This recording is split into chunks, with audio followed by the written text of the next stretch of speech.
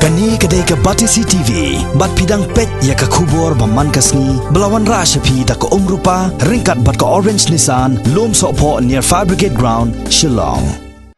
Menteri Badai Pet ya ketnat Sports and Youth Affairs jong kesokar jela. Ubak bantai do lingdo, akasan tarik mentau benai no pra arja kapra. Ula penha perdano ya ke lempung ya lakai football. Ya ke belatem, kum ke Football League 2018. Kebala pelong da ke Amlarem Subdivisional Sports Association, ha mini stadium Lat Japlem Amlarem West Gentiles District. Hakan ni kesengi ubak bantai do lingdo. Ulayo lat ru bansaki ke jilak kai final kebala long pedang ke kenhon Jaran Cultural and Sports Club kebalai kon persya ya ke Lumpengat Cultural and Sports Club. Hakan ni ke kon final haka upper division ke Jaran Cultural Sports Club kelayo ra ikanam lado lengba ke jingesut tiebreaker kebala pelim no ya ke Lumpengat Cultural and Sports Club the Laigo Lenot.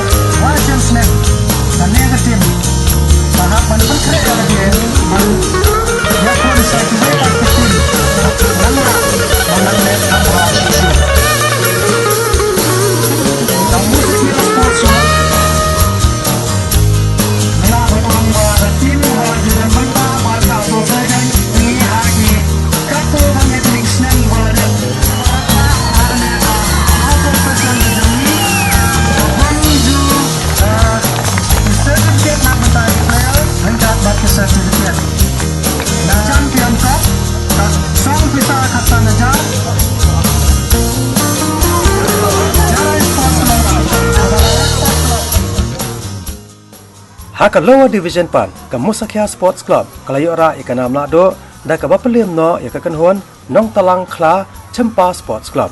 Lasakhiru ya kini ke kon final da MLA Barem uba Stephenson Lamin nang tau District Sports Officer ke West Gentiles District uba Ed Shangpliang ke kong JU Kharpuri ke balong ke President jong ke ASSA uba Richard Yuria ubalong Principal jong ke North Liberty High Secondary School Jawai bat kiwe de ke bala syakar soba. Haka jengkon final jong ke Super Division ke belalong haka lai terik mentau benai no pra ajakat pra kesen balang Skentalang Sports Club kalayo ra ikanam nado da ke bapelim no ya ke Man Ibha Sports Club da saw la lai gol.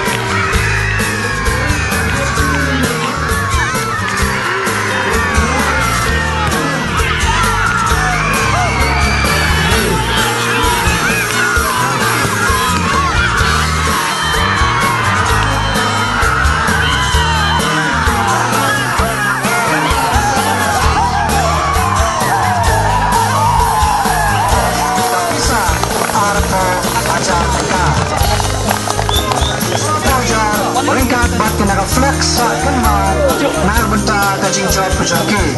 Pokoknya saya ajar.